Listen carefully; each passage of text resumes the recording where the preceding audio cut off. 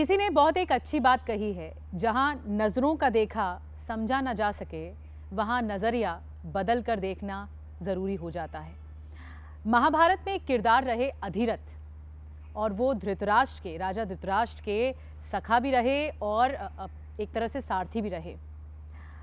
कहते ना कि जीवन में दृढ़ निश्चय बहुत ज़रूरी है, और अगर वो दृढ़ निश्चय आपकी लाइफ में है, वो डिटर्मिनेशन आपकी लाइफ में है, तो बस फिर तो मंजिल दूर नहीं है आपसे। तो मैं बता रही थी महाभारत में अधिरथ नाम का एक किरदार रहा, और उनके दो पुत्र रहे, एक वासु और एक शोन। वो राजा धृतराष्ट्र के बहुत करीब रहे, लेकिन वो गुरु द्रोणाचार्य के पास गए एक दिन अधिरथ अपने पुत्रों को लेकर, और कहा कि गुरु द्रोणाचार्य जी, मुझे मेरे पुत्रों को धनुर्विद्या सिखानी है, तो आप मेरे पुत्रों को प्लीज़ ये शिक्षा दीजिए। गुरु द्रोणाचार्य ने कहा कि यहाँ तो राजकुमारों को शिक्षा दी जाती है, मैं नहीं दे पाऊँगा।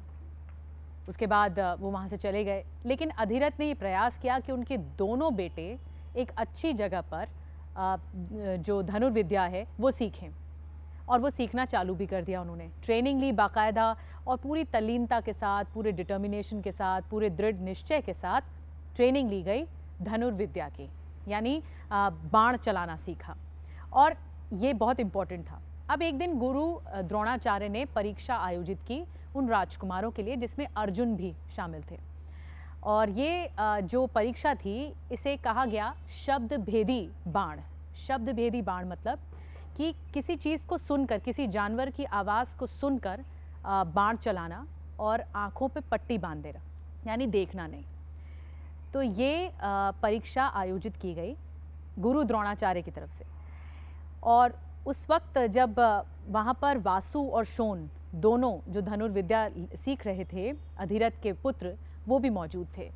धृतराष्ट्र भी वहाँ पर मौजूद थे। तो परीक्षा चालू हुई, सब विफल हो गए, कोई भी सफल नहीं हुआ। लेकिन अर्जुन की जब टर्न आई, तो अर्जुन ने ये करके दिखा दिया। अर्जुन की आंखों में पट्टी बांधी गई, और जब पट्टी बांधी गई तो एक कुत्ते को साइड में रखा गया, और ये परीक्षा ये थी, नियम ये था कि जैसे ही कुत्ता भौंकेगा वैसे ही अर्जुन बाण चलाएंगे, अपने टारगेट को हिट करेंगे, और वो कुत्ते के मुंह पर जाकर तीर लगेगा। ये परीक्षा थी। तो अर्जुन ने किया वही। अर्जुन की आंखों पे पट्टी बांधी गई, उन्होंने जैसे ही तीर चलाया और कुत्ते ने भौंकना चालू किया। पहले कुत्ते ने भौंकना चालू किया, और जैसे ही तीर चलाया वो कुत्ते के मुंह पर जाकर लगा, और तीर कुत्ते के मुंह पर जाकर लग गया। अर्जुन जीत गए। गुरु द्रोणाचार्य ने कहा कि अर्जुन विजेता हैं। इतनी देर में अधिरथ के पुत्र वासु ने बीच में दखल देते हुए कहा कि गुरुजी, मैं भी इस परीक्षा में हिस्सा लेना चाहता हूँ, प्लीज़ मुझे एक चांस दीजिए, मुझे एक अवसर दीजिए। धृतराष्ट्र वहाँ पर बैठे हुए थे, उन्होंने गुरु द्रोणाचार्य से कहा कि इस लड़के को अवसर दीजिए। जैसे ही उसने अवसर मिला, उसे खुशी हुई कि अब उसे साबित करने का अवसर मिल गया है। उसके आंखों पे भी पट्टी बांधी गई। जब वो तीर चलाने वाला था, उसने आवाज़ सुनी कुत्ते के भौंकने की भी, लेकिन साथ साथ चिड़िया की भी आवाज़ सुन ली उसने, और जैसे ही उसने तीर चलाया, उसका निशाना चूक गया। जो वासु रहा, उसका निशाना चूक गया। जब निशाना चूक गया तो कुत्ता भौंकता रह गया, और कुत्ता बचा रहा। तब उसका बहुत मजाक उड़ाने लगे, उसका जो आसपास के लोग थे उसको टॉन्ट कसने लगे। और तब गुरु द्रोणाचार्य ने कहा कि जो ये वासु है वो अर्जुन से ज़्यादा सफल हुआ है। क्यों? क्योंकि वासु ने जब तीर चलाया तो वो उसने आवाज़ सबसे पहले चिड़िया की सुनी।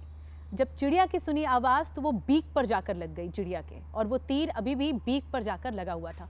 सबने पलट कर देखा, जो पेड़ पर चिड़िया थी उसके बीक पर तीर लगा हुआ था। तो ये कहा गया कि ये लक्ष्य भेदना है, यानी अपने टारगेट को सफल हासिल करना। ये शब्द भेदी बाण से ज़्यादा मुश्किल टास्क है, ज़्यादा मुश्किल काम है। तो ये अर्जुन से ऊपर रहे हैं वासु, और द्रोणाचार्य ने भी उन्हें प्रेस किया, और ये पूछा कि आपके टीचर कौन हैं, आपके गुरु कौन हैं। तब वासु ने कहा, मेरे गुरु हैं मेरे पिता अधिरथ। और उन्होंने बताया कि अगर एक इंसान ये ठान ले कि उसे करना क्या है अपनी ज़िंदगी में, उसका लक्ष्य क्या है, उसकी इच्छा शक्ति है, उसका विल पावर क्या है, उसका डिटर्मिनेशन उसका साथ देता है, यानी उसके दृढ़ निश्चय उसका साथ देता है, और फिर वो व्यक्ति सफल होता है। इसीलिए कहा जाता है कि अपने लाइफ में अगर एक गोल हासिल करना है, तो गोल ये रखिए कि आपके लाइफ में डिटर्मिनेशन होना बहुत ज़रूरी है, यानी दृढ़ निश्चय। और फिर देखिए आप अपनी मंजिल को ज़रूर छुएंगे, आप अपने लक्ष्य को ज़रूर हासिल करेंगे। आपका दिन शुभ हो।